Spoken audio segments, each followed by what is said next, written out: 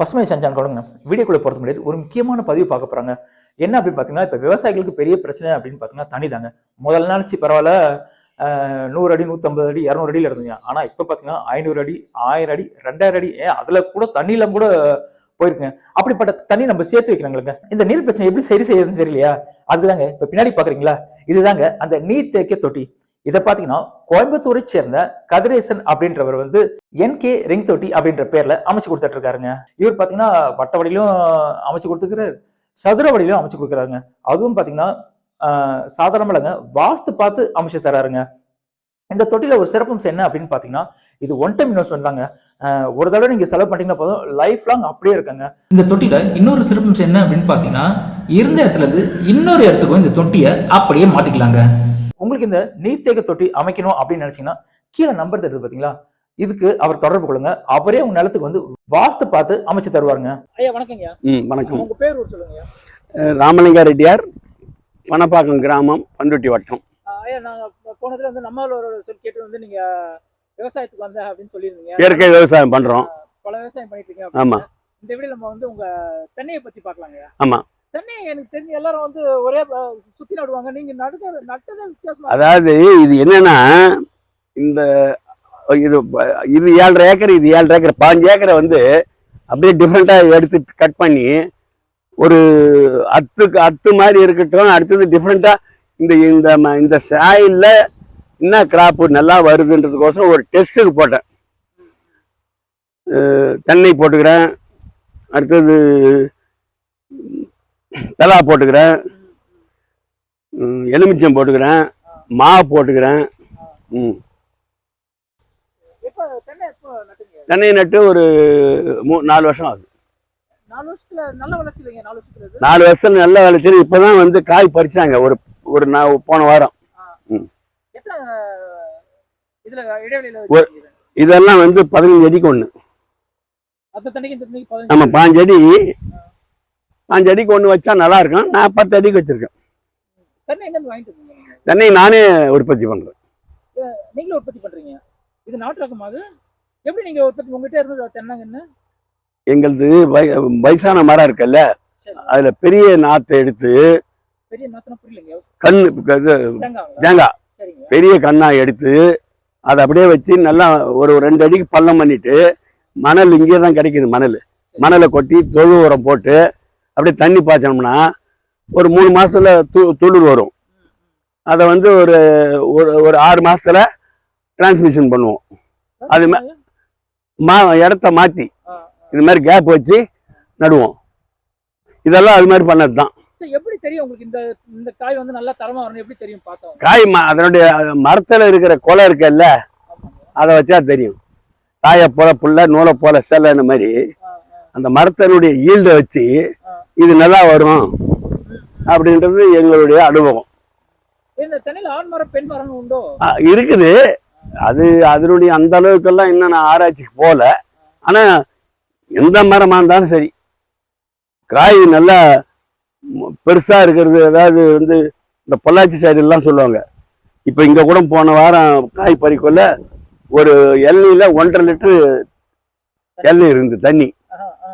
அது 2 வைடான்னு இல்ல, நான் எடுத்துன்னு போய் காட்டணும்ட்டு எடுத்துன்னு போயிட்டாரு.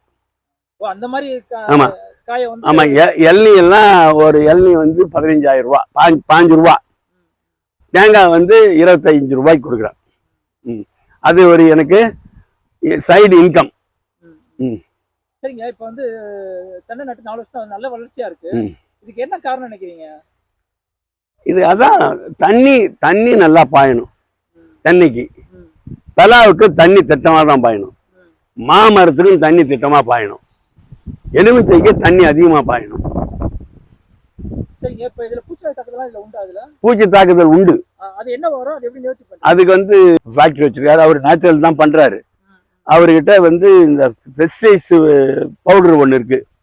அதை வந்து ஒரு 50 கிராம் போட்டு, சாணி ஒரு 2 கிலோ போட்டு, இது தயிர் போட்டு, தண்ணி போட்டு, ஆமணக்கு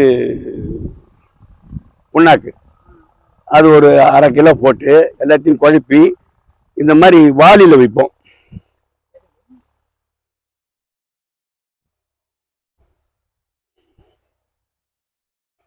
இதுல ஊந்துருக்கு பாருங்க. பூச்சில இந்த மாதிரி நீங்க பண்ணதுனால இந்த பூச்சில அது வந்து விழுந்துட்டோ.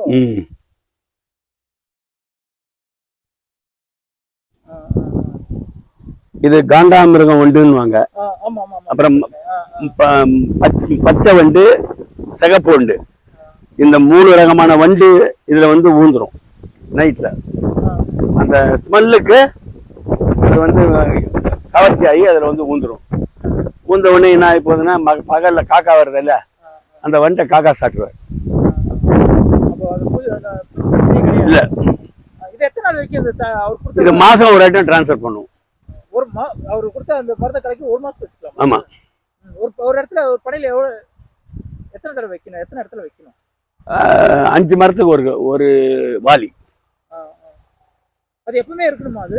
ஆமா, இருந்தாதான் இப்ப நம்ம இதை சாவடிச்சிட்டோன்னு சொல்லி எடுத்தோம்னா அப்புறம் புதுசா உண்டாவது இல்ல வண்டு, அது எப்படி பண்றது? ஜெனரேஷன் நம்ம எப்படி மக்களுடைய ஜெனரேஷன் வந்து அப்பா தாத்தா புள்ள அதுக்கு பேரன் அப்படின்னு வராங்கல்ல, அது மாதிரி வண்டும் அப்படிதான். கண்டினியூவா வந்து வருஷம் 365 நாளும் மாசத்துக்கு ஒரு இடம் இதை டிரான்ஸ்ஃபர் பண்ணினே இருக்க வேண்டியதுதான் அந்த பக்கெட். உங்க மரத்தை பார்க்கும்போது இங்க ஒரு நிறைய போட்டு வச்சிருக்கீங்க, என்ன காரணம்? இது வந்து அதாவது கீழே வந்து தேங்காய் பஞ்சு கொடுத்துருக்கோம். ஆமா, அதுக்கு மேல வந்து தீனி போட்டோம்னா இது கொஞ்சம் சாண்டி, அதாவது மணல் சார்ந்த பூமி இது. அது மாதிரி போட்டோம்னா நம்ம தீனி எது உரம் கொடுக்கறதா இருந்தாலும் எது கொடுக்கறதா இருந்தாலும் கீழே போவாது, அப்படியே அந்த தேங்காய் பஞ்சில ஃபில்டர் ஆகி நின்றுடும். தென்னை மரம் ஈஸியா வந்து அது கிரகிச்சு பலன் கொடுக்கும். அதனால இந்த முறையை நீங்க ஃபாலோ பண்றீங்க? ஆமா, தேங்காய் பஞ்சு ஒவ்வொரு மரத்துக்கும் கிட்டத்தட்ட 15 கிலோ போட்டுக்கிறேன். அதனாலதான் நான் நல்ல மகசூல் கொடுக்குறேன். ஆமா. என்னங்க இப்ப ஏதோ இத வந்து தென்னை மரத்துக்கு வந்து வேர்ல வந்து இயற்கையா ரெடி பண்ணி கொடுக்குறாரு நம்ம ஃப்ரெண்ட் ஒருத்தர். அதை கொண்டாந்து என்ன பண்ணுவோம்னா மூடியை வந்து ஹோல்ஸ் பண்ணிட்டு நல்ல தரமான வேர் அதை எடுத்து அந்த பாட்டில் மூடியில ஹோல்ஸை போட்டு அந்த வேரை உள்ள போகலாம் லைட்டா சீவிட்டு உள்ள சொறி விட்டுட்டோம்னா வித்தின் 2 டேஸ்ல அதுல இருக்கிற அந்த லிக்விட மரம் வந்து உறிஞ்சிக்கும். உறிஞ்சிங்கன்னு காய் வந்து செம காய் வைக்கும். உங்களுக்கு மாற்றம் தெரிஞ்சதா? இதுக்கு முன்னாடி இது பண்றதுக்கு முன்னாடி என்ன எவ்வளவு காய் காய்ச்சி, பண்ண பிறகு எவ்வளவு காய் காய்ச்சுறீங்க? பண்றதுக்கு முன்னாடி வந்து ஒரு மரத்துக்கு வந்து ஒரு 100 காய் காய்ச்சதுன்னா இப்ப 150 காய் காய்க்குது. அந்த அளவுக்கு இதுல. ஆமா ஆமா. தென்னை நீங்க எப்ப இருந்து பண்ண ஆரம்பிச்சீங்க? தென்னை தான் ஒரு 4 இயர்ஸா பண்றேன். தென்னை வந்து அங்க பண்ண நானு, அதுக்கெல்லாம் கெமிக்கல் தான் கொடுத்தோம், அது நல்ல காய்ப்பு தான் காய்ச்சது. இங்க வந்து இயற்கை தான் பண்ணிருக்கீங்க. சரிங்க, இப்போ அங்க காய்க்கிறதுக்கு இங்க காய்க்கிறது அதிகமா காய்க்குது. இது இங்க நல்லா இயற்கை முறையில நல்லா காய்க்குது. எது காய்ச்சாலும் காய்க்கலாம்னு ஒரு நிலத்தினுடைய நிலத்துக்கு சொந்தக்காரர் வந்து கொல்லியை போய் பார்த்தாதான் காய்க்கும். பயிர் பார்க்காத போச்சு, நிலம் போகாத போச்சுன்னு சொல்லுவாங்க. அதனால நம்ம போய் பயிரை டெய்லி காலையில எழுந்து ஒரு ரவுண்டு வருவேன். நீங்க வந்துருவீங்க டெய்லி? ஆமா. எத்தனை மணிக்கு காலையில எழுந்துப்பீங்க? காலைல 3:30 மணிக்கு எழுந்திருப்பேன். ஒரு வீட்டுல வந்து ஒரு 1/2 hour வந்து ப்ரேயர் பண்ணுவேன். அதுக்கு பிற்பாடு ஒரு 5:30க்கு வந்து வண்டியை ஒரு தொடச்சு வச்சிருவேன், வண்டியை தொடச்சிருவேன். ஆமா, காரெல்லாம் டிரைவர் கிடையாது, ஓன் யூஸ் தான், செல்ஃப் டிரைவிங் தான். தொடச்சிட்டு மறுபடியும் ஒரு ஐட்டம் காஃபி சாப்பிடுவேன். 2 ஐட்டம் காஃபி சாப்பிட்டு லஞ்ச் பேக்கில் சாப்பாடு எடுத்துன்னு வந்துடுவேன். 6:30 7 o'clock எல்லாம் ஃபீல்டுக்கு ரீச் ஆகிடுவேன். ஆமா, இங்க வந்து கெஸ்ட் ஹவுஸ் மாதிரி கட்டலான்னு பார்த்தேன். சன்னு வந்து கெஸ்ட் ஹவுஸ் வேணாம், நம்ம ஊர்ல உள்ள கட்டிக்கலாம் அப்படின்னு சொல்லிட்டு மணல் அடிச்ச மணல் ஒரு 100 டிப்பர் அப்படியே நிக்குது. வேற யூஸ் ஏதாவது பண்ணிக்கலாமான்னு ஃபுல்லி சுத்தியும் ஃபென்ஸ் போடலான்னு இருக்கிறேன். இதெல்லாம் வந்து நீங்க டெய்லி ரொட்டேஷன். ஆமா. சரிங்க, இப்போ லாஸ்ட் டைம் அறுத்தா நீங்க எத்தனை மரம் உங்களுக்கு இருக்கு? 60 மரம் இருக்கா? ஆமா. எவ்வளவு காய் அறுத்தீங்க? ஒரு 300 காய் இருக்கு. இதுல ஒரே ரகமா, எல்லாமே நாட்டு ரகமா இல்ல? எல்லாம் ஒரே சேம் குட்டை நெட்டை. குட்டை நெட்டில நாட்டு ரகம் தானே அது? ஆமா. எத்தனை வருஷம் வரைக்கும் அது பலன் தரும் தெரியுங்களா உங்களுக்கு? இது வந்து ஒரு 30 years 40 years என் பேரகாலம் வரைக்கும் தள்ளும். அதனாலதான் இந்த ரகத்தை நீங்க. ஆமா. அங்க இருந்து எடுத்து வந்து அதாவது சில பேர் சொல்லுவாங்க நாட்டு ரகம் வந்து ஈல்டு கொடுக்காதுன்னு. என்னுடைய அனுபவத்துல அதாவது வந்து ஏட்டு சுரக்காயோட வந்து அனுபவம் தான் நல்லா இருக்கும். அனுபவ ரீதியில இது எப்படின்னா, நானே தென்னங்கன்று உற்பத்தி பண்ணி நானே தென்னனத்தை எடுத்து செலக்ட் பண்ணி வச்சு, இது வந்து என்னன்னா இதை வந்து மெயின்டைன் பண்ணணும். மெயின்டைன் பண்ணோம்னா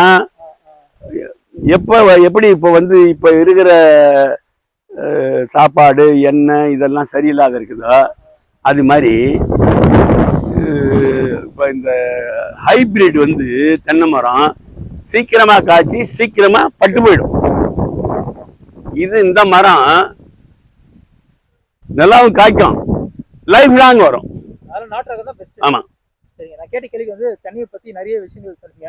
கண்ணை வந்து நான் வெளியில வாங்கல, நானே தான் வந்து என் நிலத்துக்கு ஆமாமா தேர்ந்தெடுத்து பண்ணதுனால எனக்கு சிறப்பா இருக்கு. கோகனட் நர்சரின்றது வந்து நானே நெத்து உலரத்தை எடுத்து அதில் வந்து பெரிய நெத்தை எடுத்துப்பேன். சின்ன நெத்தெல்லாம் நம்ம கிட்ட வந்து வேலை செய்கிறாங்களா லேபர், அவங்களுக்கு வீடு செலவு கொடுத்துப்பேன். நான் வீடு செலவுக்கு சமையலுக்கு எடுத்து போயிடுவேன். நான் கேட்ட கேள்வி நிறைய விஷயங்களை என்கிட்ட பகிர்ந்தீங்க. ரொம்ப நன்றிங்க. அடுத்தது பலா பார்ப்போமா?